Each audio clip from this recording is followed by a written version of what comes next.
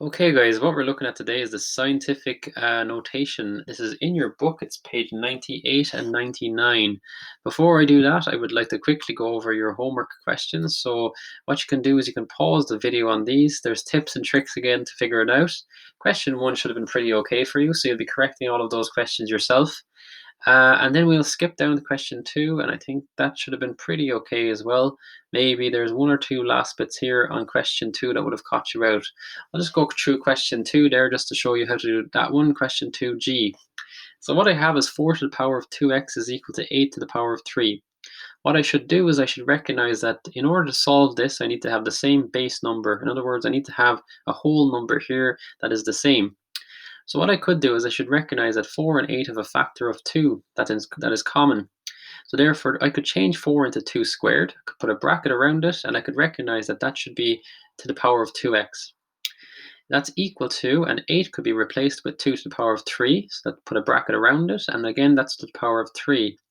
So therefore, what I should recognize is that I have 2 bracket 2x, so that's indices. So an indice of 2, a bracket, and an indice of 2x. So if I have a bracket between them, it means multiply. So therefore, 2 to the power of 4x is equal to, and that's 3 bracket 3, so that's 3 to the 3, so rather to the power of 3 bracket 3.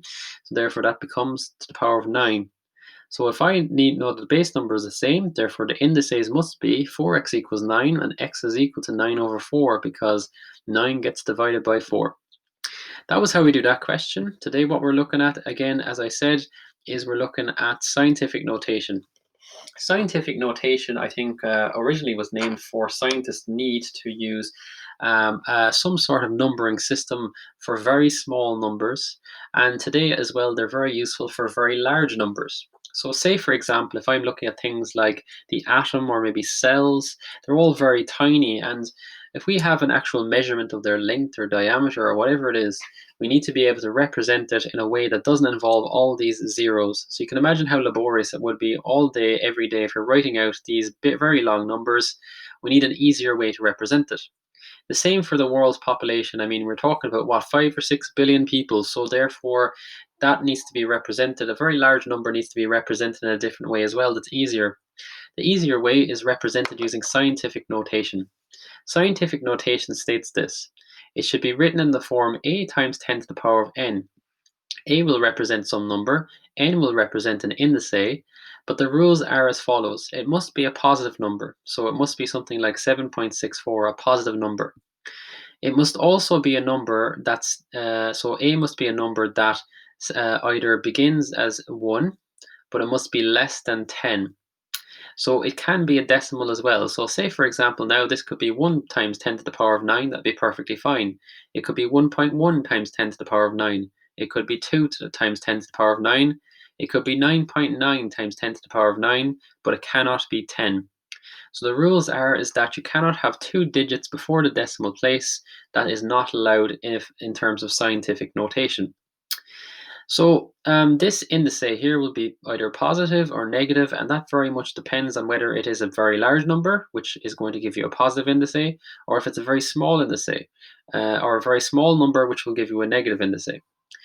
Right, so we're going to start off with a very small number today, and that is going to be looking at the radius of a hydrogen atom. So instead of looking at this example here, this is where it comes from. I'm going to show you another example here of where it comes from. So you might all recall from first year that you can rewrite 0.53 in terms of 53 over 100. Where does that come from? You count out that you've got 2 digits, 1, 2, and that's going to be out of 100. So in other words, in first year you figured out that this digit 0 here represents the units, this represents the tenths, and this represents the hundreds. So if this represents the tenths and this represents the hundreds, therefore 53 must be out of 100. What you could also do is you could look here and you could represent this in a different way. So this would be 1, 2, 3, 4, 5, 6, 7, 8, 9, 10, 11, 12. 12 places back to the decimal point. So in other words, what I have there is 53 out of 1, 2, 3, 4, 5, 6, 7, 8, 9, 10, 11, 12. So that very large number there. So what you could do is you could re-represent this in terms of indices, recognizing here I've got 1, 2, 3, 4, 5, 6, 7, 8, 9, 10, 11, 12, 12 zeros. That's going to be written as 10 to the power of 12. So we've now got 53 over 10 to the power of 12.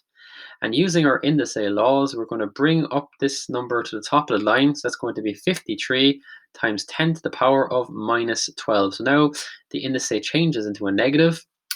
And what we want to do, remember, in scientific notation, it should be written in the form of a number that is, we'll say, let's go back to it there and see what it says.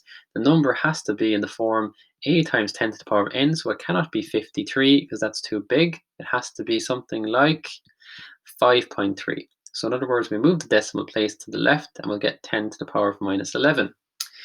That's the, I suppose, the long-winded way of doing it. And you can read this again in your own time, but now what we're going to do is we're going to have a look at the easier method. So the first thing you do always is you write out your number. Okay, and I'm just going to read this out for you. So we want to write the number in scientific notation. It'll look like a times 10 to the power of 9. I've already explained that. What we're really doing this time is we're moving this number here, 5, and we're moving it left towards the position here, which is before the decimal place. Okay, so this number here, what you could do is you could use arrows to count out how many times it's moving. So this is moving once, twice, 3 times, 4 times, 5 times, 6 times, 7 times, 8 times, 9 times, 10 times, and 11 times. So in other words, I'm moving the number 5 and I'm going to put a decimal after it. So it's going to be 5.3 times, and then I write down 10 and I write down how many times I've moved it in the indice position. So I've moved it 11 times, so I can put down 11. The next thing I need to recognize here is have I moved it left or right. So I have moved it left towards the decimal place, and this tells me that this is a smaller number than 0, so therefore it has to be a negative 11. Okay, so let's try another once we have read all of this information. So number 4 here says if you had to move the number left towards the decimal place, the indice should be negative. And that's what I just said there, that it should be negative because I had to move this left towards the position before the decimal point. Right, so if we look here at the another example here, so we have 0.00046. Same thing applies. You could use your arrows. I basically want a number here that is either small, either 1 or bigger than 1, but has to be less than 10. So that would be the first digit I encounter there. If I work my way from left to right is 4. And I'm going to put the decimal point after that because if I didn't, it'd be 46. So it's going to be 4.6. I can recognize here that I have to move my numbers here to the left because they're smaller than 0. So therefore, how many times do I have to move it left? Once, twice, 3 times, 4 times until I finally get my 4 into this position, 4.6. How many times have I done it? Once, twice, 3 times, 4 times. So in other words, this number is 4.6 times 10 to the 4. And the next thing you need to figure out is have you moved it left or right? So if we're moving left towards decimal place, remember, it's going to be a negative indice, 1, 2, 3, 4. So it's minus 4. What does this tell me? 4.6 times 10 to the minus 4 is a very, very small number. Okay, you might see these numbers on your calculator sometimes when we're dealing with small numbers. Okay, that's how I deal with the small numbers. The next thing I want to look at is the large numbers. And by the way, in your book here, you'll be doing this for all of this question 1 and all of this question 2. So now what we're going to do is we're going to look at the large numbers. So the first column here is the large numbers. The second column here is the small numbers. So let's do this now. We have question 2. So what have we got here? We have 100. No, I'm not even going to call this one out. We have 175,000,000. What we do is we recognize what position is the decimal point in normally. This is where the decimal point should be. It should be directly after the last 0, point, and then 0. Again, we're going to use the same rules as we saw in the other part. The number we will be in the form a times 10 to the power of n. A will represent some number, and n will represent an indice. As I said, rules 2 and 3 apply. So let's go back to rules 2 and 3. Rules 2 states that the first number must be, and we know that already, between 1 and 10. It can be a decimal. 3 means we will need to move the decimal place. We do have to move the decimal place. I don't want a very large number like this. I want it in the form 1, like say, for example, 1 times 10 to the something. It could be something like that. So let's have a look at it. This time, what we should recognize is yes, we are moving left, but we're moving away from the decimal point. So we have to move the position here. So I'm moving this decimal point here once, twice, 3 times, 4, 5, 6, 7. I'm moving it 7 times that decimal point. Okay, so the decimal, you can imagine here with decimal points ending up. So in other words, what I have got here is when I've ended up once, twice, 3, 4, 5, 6, 7, I end up just before this 1. In other words, what I should do is I should write down all the non-zero digits, so 1.75 multiplied by 10, and I write down the number of times I've moved 7 times. We must check again, have we moved left or right from the decimal place? So this time again I've moved left, but if you think about it, we've moved further away from the decimal point, okay, technically. So this is a big number, therefore it's going to be a positive indice. So that is how you do the first 2 columns of questions there that we had for homework.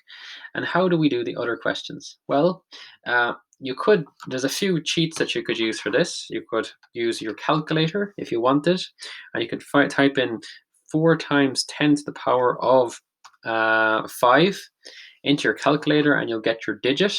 It says write each of these out in decimal form, and you'll get a value. The second way you can do it is just recognize how many zeros you're adding. Okay, so from this one here, I can recognize here that I'm adding 5 zeros onto this. So that's, in other words, going to give me 400,000. Okay, you'll be working through all of those. I want to see, can you figure out these parts here? I haven't gone through F to J, but I'm sure you'll have a good attempt at that. Right, so your homework will be posted on the Google Classroom, and we will talk to you again next Monday for our live class.